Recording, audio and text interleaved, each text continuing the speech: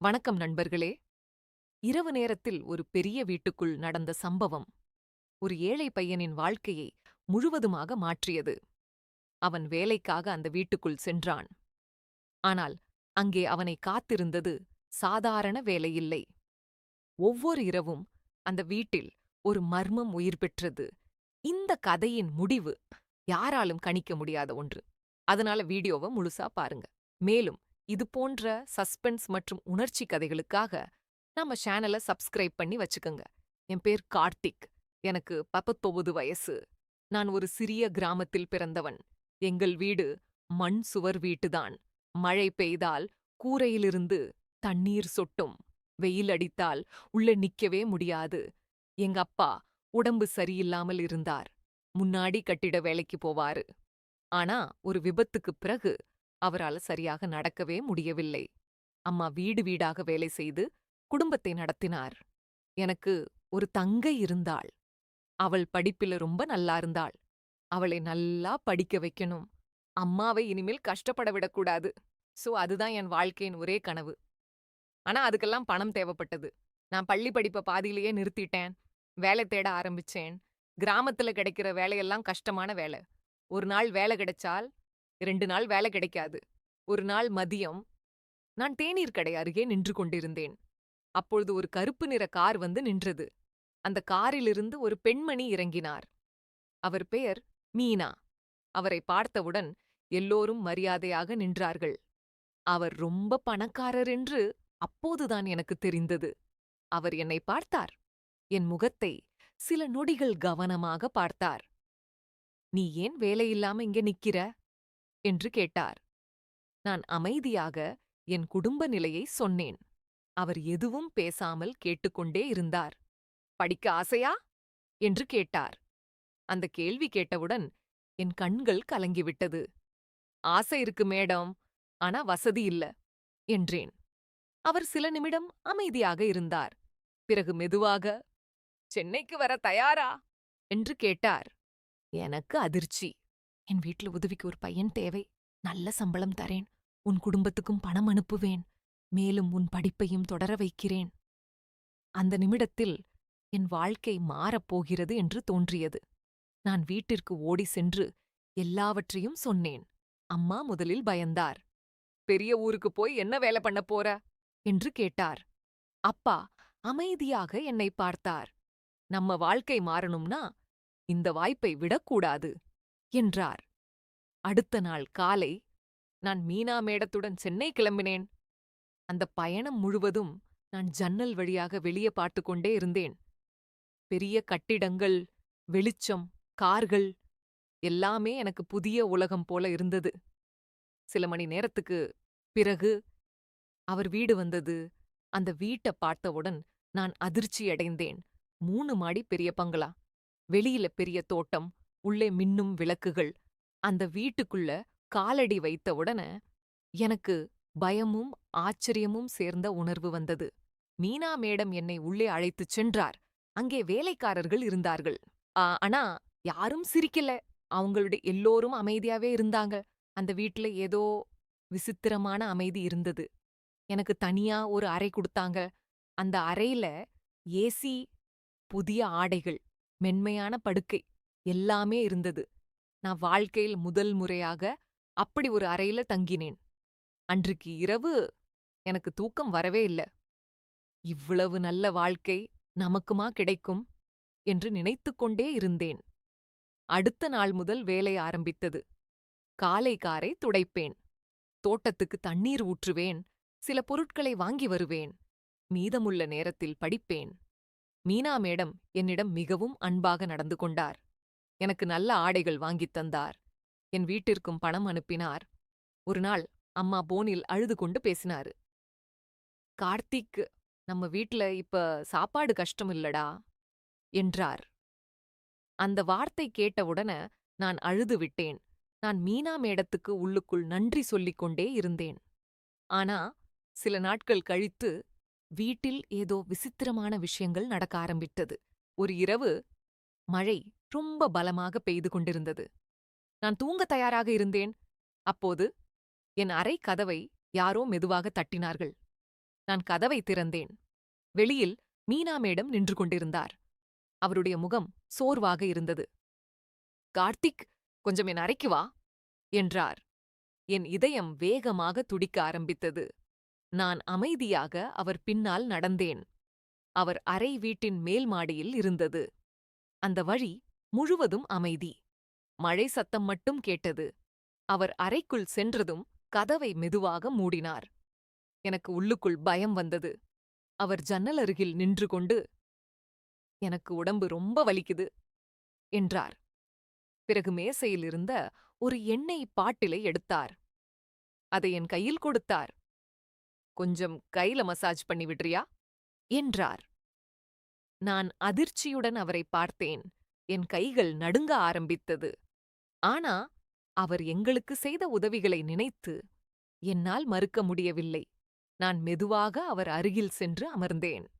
அந்த நேரத்தில் திடீரென்று மின்சாரம் போய்விட்டது. அறை முழுவதும் இருட்டாகிவிட்டது. வெளியில் இடியும் மின்னலும் மட்டும். நான் பதட்டமாக நின்று கொண்டிருந்தேன். அப்போது இருட்டிலிருந்து மீனா மேடத்தின் குரல் கேட்டது. "பயப்படாதே கார்த்திக்."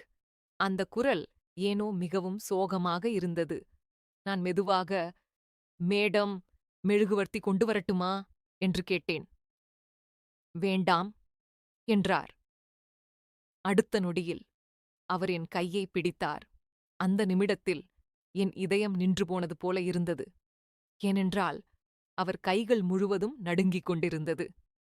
"கார்த்திக், என்னை யாரும் புரிஞ்சுக்கவே இல்ல" என்றார். அந்த வார்த்தை கேட்டவுடன் எனக்கு இன்னும் குழப்பமாகிவிட்டது.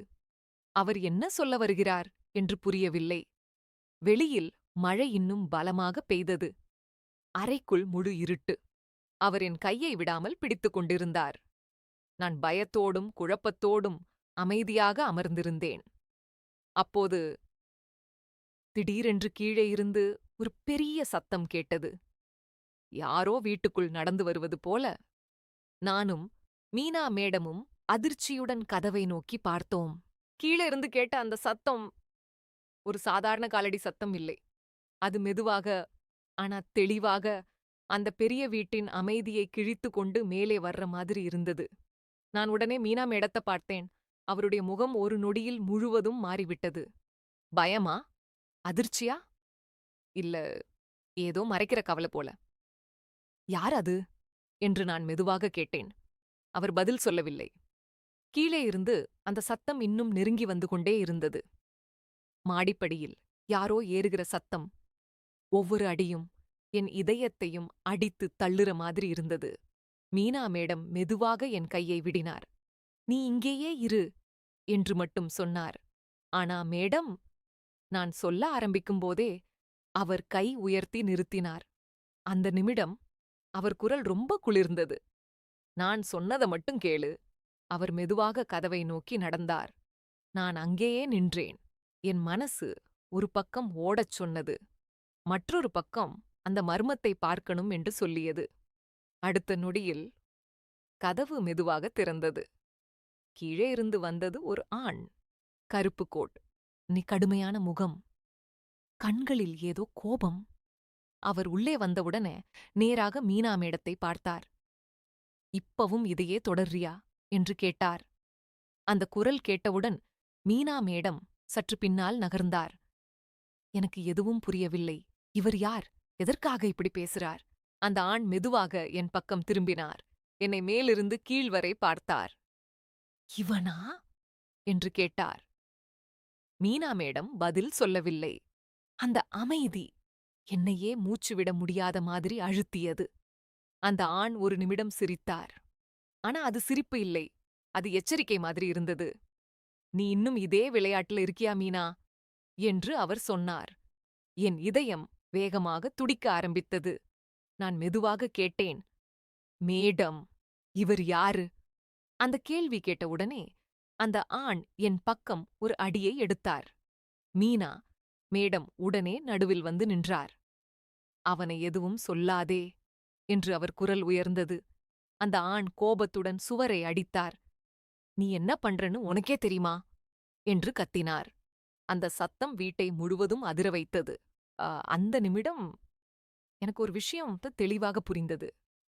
இந்த வீடு சாதாரண வீடு இல்லை. இந்த உறவு சாதாரண உதவி இல்லை. இது ஏதோ மறைக்கப்பட்ட ஒரு பெரிய ரகசியம். நான் ஒரு படி பின்னால் நகர்ந்தேன். நான் ட நான் இங்கே வேலைக்கு தான் வந்தேன் என்று மெதுவாக சொன்னேன். அந்த ஆண் சிரித்தார். வேலைக்கு வந்தியா? இல்ல உன்னை இழுத்து வந்தாங்களா? என்று கேட்டார். அந்த வார்த்தை என்னை உறைய வைத்தது. மீனா மேடம் கண்கள் கலங்கியது.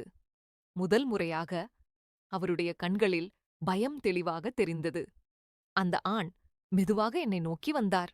நான் பின்னால் நகர்ந்தேன். நீ யார்கிட்ட வேலை செய்யறன்னு உனக்கு தெரியல என்று சொன்னார்.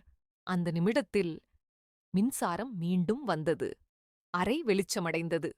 அப்போதுதான் நான் ஒரு விஷயத்தை கவனித்தேன். மீனா மேடத்தின் கையில் ஒரு பழைய புகைப்படம் இருந்தது. அதுல அந்த ஆணும் இருந்தார். ஆனா அவர் சிரித்துக் கொண்டிருந்தார். மீனா மேடத்தின் பக்கத்தில் நின்றிருந்தார்.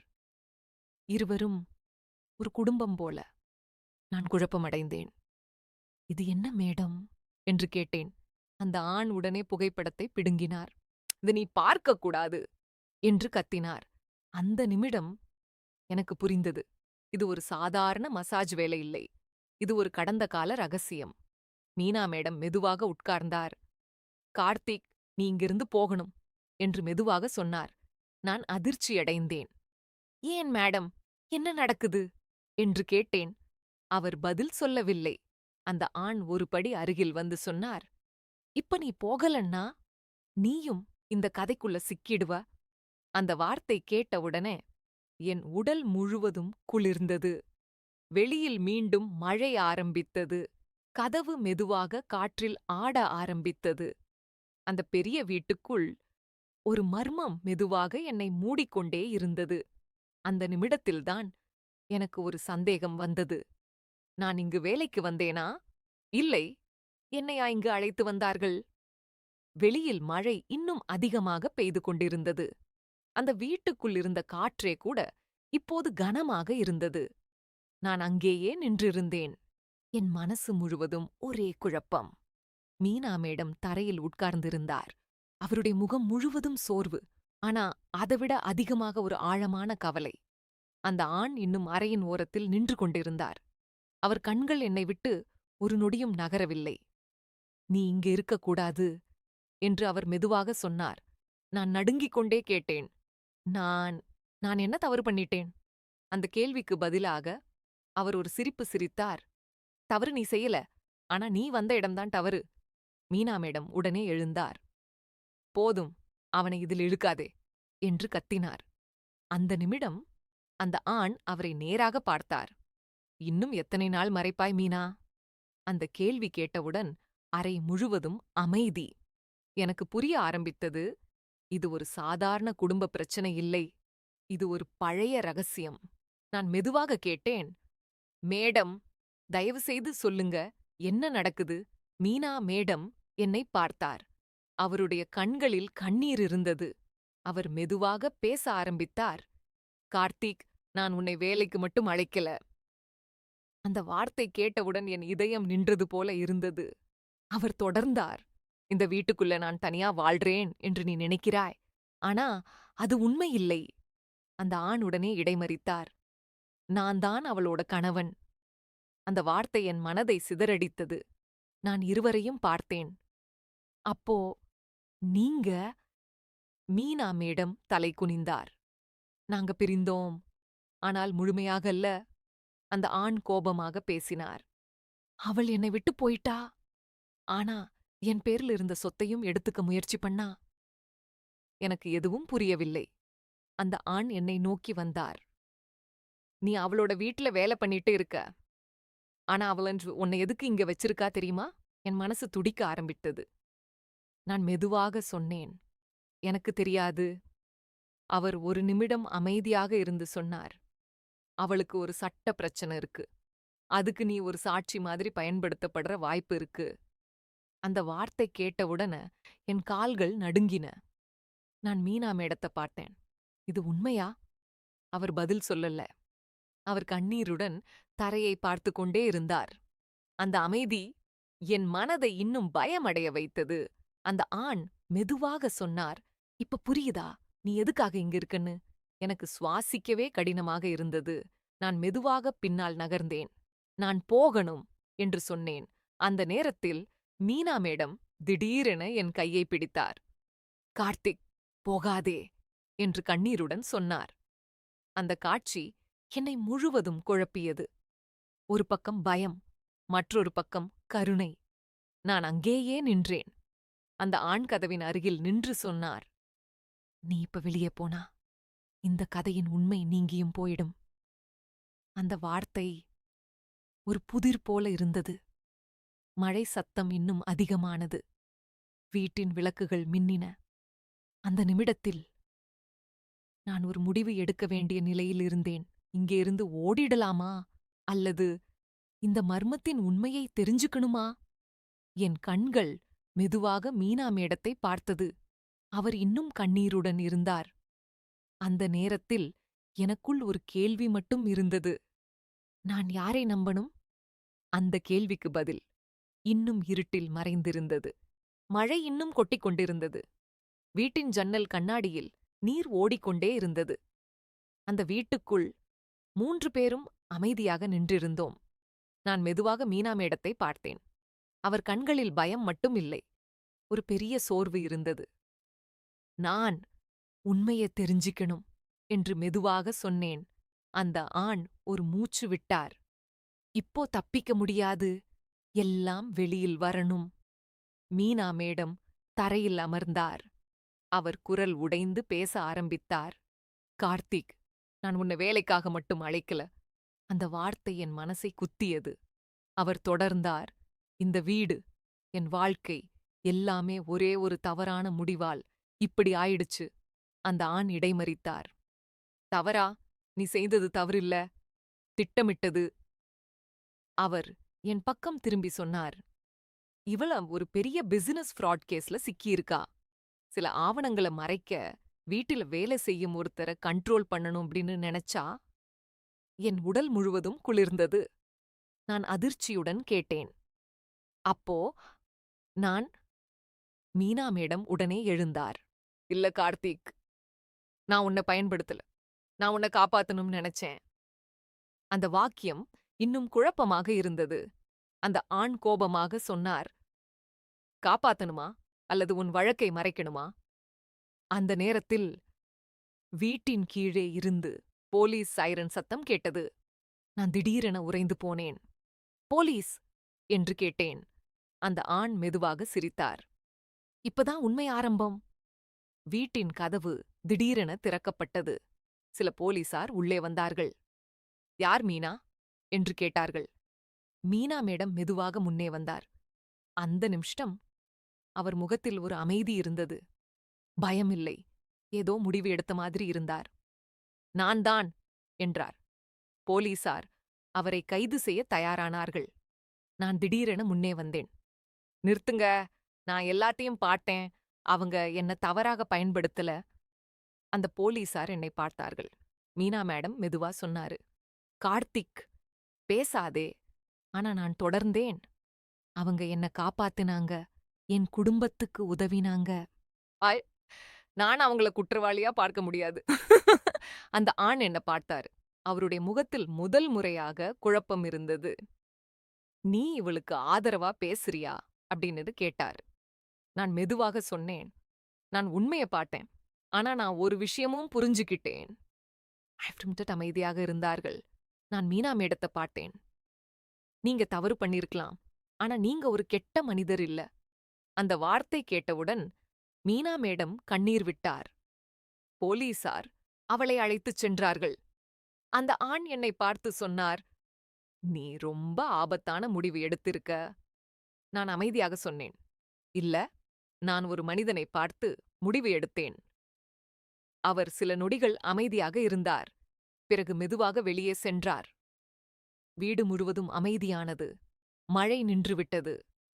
காலையில் அந்த வீடு வெறுமையாக இருந்தது. மீனா மேடம் கைது செய்யப்பட்டிருந்தார். ஆனா வழக்கு முழுமையாக தெளிவாகவில்லை. சில மாதங்கள் கழித்து நான் என் கிராமத்திற்கு திரும்பினேன். என் குடும்பம் என்னை பார்த்து அழுதது. நான் வேலைக்கு போன பணம் அவங்க லேட்டஸ்ட் டவுட் நம்ம வாழ்க்கைய மாட்டியிருந்தது. ஒரு நாள் ஒரு கடிதம் வந்தது. அது மீனா மேடமிடமிருந்து. "கார்த்திக், நான் உன்னை பயன்படுத்த நினைக்கல. நான் உன்கிட்டமே மனிதநேயம் பாத்தேன். நான் செய்த எல்லாத்துக்கும் மன்னிக்கணும். நீ நல்லா வாழு." அந்த கடிதம் வாசித்து முடித்தவுடன் என் கண்களில் கண்ணீர் வந்தது. இன்றைக்கு நான் ஒரு விஷயம் புரிந்து கொண்டேன். இந்த உலகத்தில் நல்லதும் கெட்டதும் எப்போதும் தெளிவாக இருக்காது. சில மனிதர்கள் தவறு செய்தாலும் அவர்கள் மனசு தூய்மையாக இருக்கலாம். அந்த இரவு அந்த பெரிய வீட்ல நடந்தது என் வாழ்க்கைய மட்டும் மாத்தல, என் பார்வையையும் மாற்றியது. இது ஒரு முடிவு அல்ல, இது ஒரு பாடம்.